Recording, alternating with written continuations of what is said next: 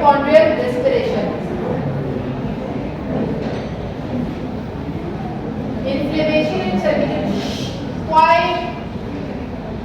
inflammation and circulatory changes. Burns produce inflammatory reaction. This leads to vastly increased vascular permeability. ठीक है, vascular permeability हमारी increase हो जाएगी. Water, solutes and proteins move from intra to extravascular space. ठीक है, हमारे intra से एक्स्ट्रावेस्कुलर space में जाते हैं, इसी वजह से फ्लूइड लॉस होता है, पेशेंट हाइपोवोलेमिक शॉक में होता है. ओके, वॉल्यूम ऑफ क्या हो गया बेटा, कोई प्रॉब्लम है?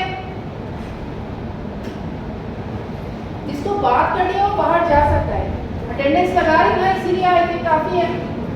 Volume of fluid loss is directly proportional to the area of the burn. Above 15% of surface area, loss of fluid produces shock.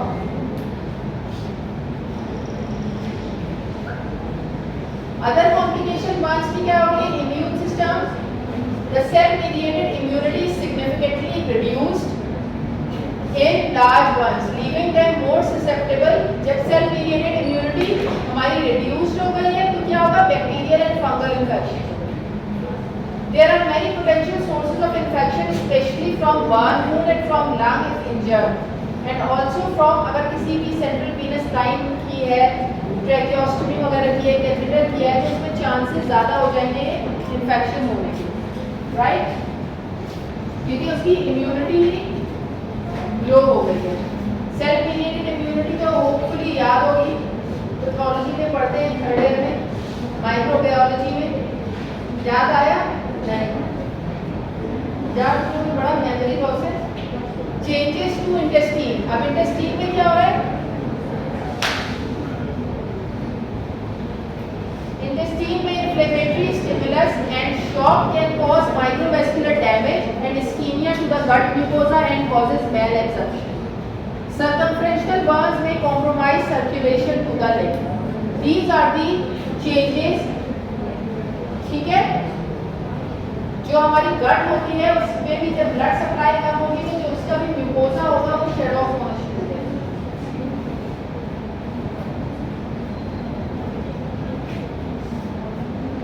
Danger. अब पेरिफेरल सर्कुलेशन में क्या हो रहा है? अगर फुल थिकनेस बर्न हो गया है, ठीक है, एक तो फुल थिकनेस अगर मेरी लेग पे हो गया, कहीं पे भी हो गया है, या बिल्कुल इंसर्टेड हो गया, तो ये मेरी वेसल को ब्लॉक कर देगा, जिस तरह चेस्ट को कर रहा था. ठीक है, इसके अलावा कोलेजन फाइबर जो होंगे वो कोएगुलेट हो जाएंगे. कोलेजन फाइबर्स कोएगुलेट हो जाएंगे तो normal elasticity of the skin is lost. जो हमारी मूवमेंट है वेसल्स की वो खत्म हो जाएगी. और circumferential full thickness burns to a limb act as a tourniquet. जैसे हमने कोई रस्सी बांध दी या कोई रबर बैंड बांध दिया, इस तरह हो जाएगा अगर लिम्फ्स में सर्कमफ्रेंशियल. तो I hope all everyone knew that ये जो चारों तरफ से होता है. ठीक है, and the limb will swell. Pre hospital में क्या है? प्रिंसिपल ऑफ प्री हॉस्पिटल, बेटा quite.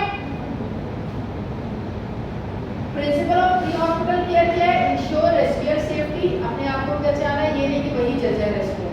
Stop the burning process, stop drop and role.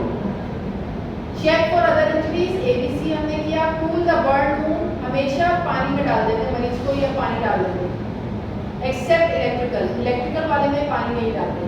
Provide analgesia and delays the microvascular damage should be occur for a minimum. जब हम पानी से शुरू करते हैं ना तो क्या करता है? एक तो एनाल्जेसिया प्रोवाइड करता है और माइक्रोवेस्कुलर डैमेज जो हो रहा होता है ना उसको खत्म कर देता है. एटलीस्ट 10 मिनट तक पानी के नीचे. अगर वैसे भी हाथ जल जाए कि आप खाना बना रहे हो या कोई भी चीज़, तो फौरन पानी के नीचे हाथ रख देना चाहिए. Give oxygen. Anyone trapped in enclosed space should receive oxygen, especially if there is an altered consciousness level. ठीक है, ना भी हो फिर भी ऑक्सीजन लगा दो अगर कोई ट्रैप हो. Elevate, बिठा के रखना है. Sitting up with a burn airway, क्योंकि अगर उसकी एयरवे बर्न हुई है तो उसके लिए सिटिंग अप की वो आहिस्ता आहिस्ता स्वेलअप होगी और उसका वो ब्लॉक कर देगी रास्ता. ठीक है, तो उसे हमें एलिवेट करके रखना है. अगर लिम्फ में है तो लिम्फ एलिवेट करके रखना है. Hospital care, airway control, breathing and ventilation, circulation, disability, exposure with environmental control and fluid resuscitation. Major determinants of outcome of a burn कैसा होगा? Percentage surface area involved, depth of the burn, presence of inhalational injury. ठीक है, ये सब चीजें बताएंगे कि क्या आउटकम होगा. Initial management of burned airway, early अगर एयरवे बर्न हुई है तो फौरन चाहे वो डिस्नेक हो ना हो उसको हमें अर्ली इंटिबेशन करनी है, क्योंकि आफ्टर 24 आवर्स जो है वो एडिमा होगा तो वो उसकी एयरवे ब्लॉक हो जाएगी. Right, delay can make intubation very difficult और फिर हमें ईटीटी डालने के बजाय ट्रेकियोस्टोमी करनी पड़ेगी. Be ready to perform an emergency cricothyroidotomy if intubation is delayed. ये हमने बता दिया. क्राइटेरिया, किस मरीज को दाखिल करेंगे? सस्पेक्टेड एयरवे और inhalation injury, any burn likely to require fluid resuscitation, any burn likely to require surgery, patients with burn of any significance to hands, face, feet और perineum, any suspicion of non accidental injury, any burn patient with extreme means बच्चा और बूढ़ा दोनों को दाखिल करना है. Burn with associated potentially serious sequel like high tension electrical burn या concentrated hydrofluoric acid Burns. Assessing the area of burn किस तरह करना है?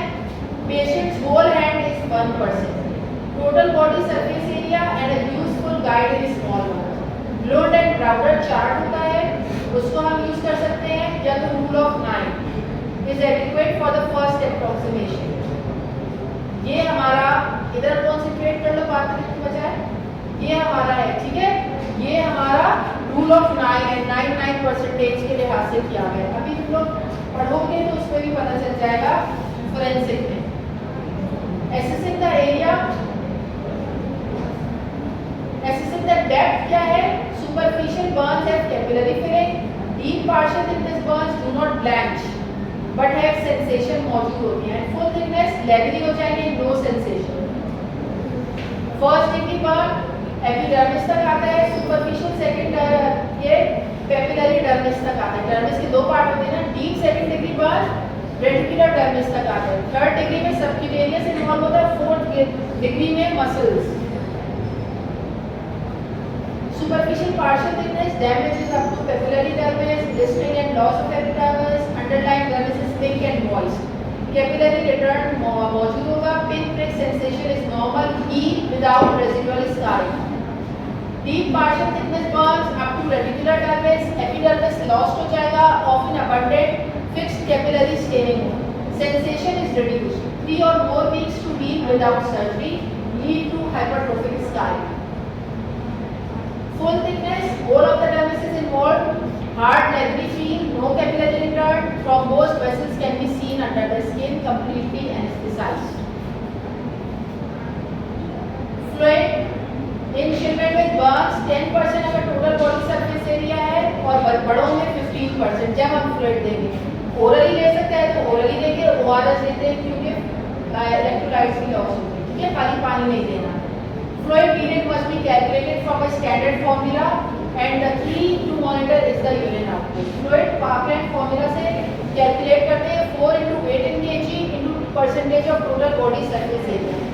Half of this fluid is given in first 8 hours and the remaining in the 16 hours. Fluid of choice is Hartmann's or Richard Lemke.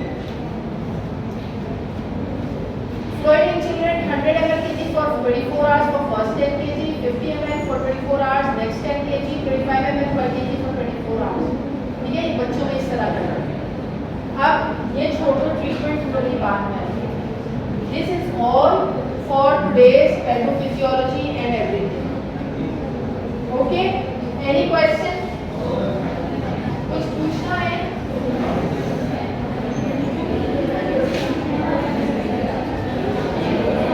कोई query? Any query?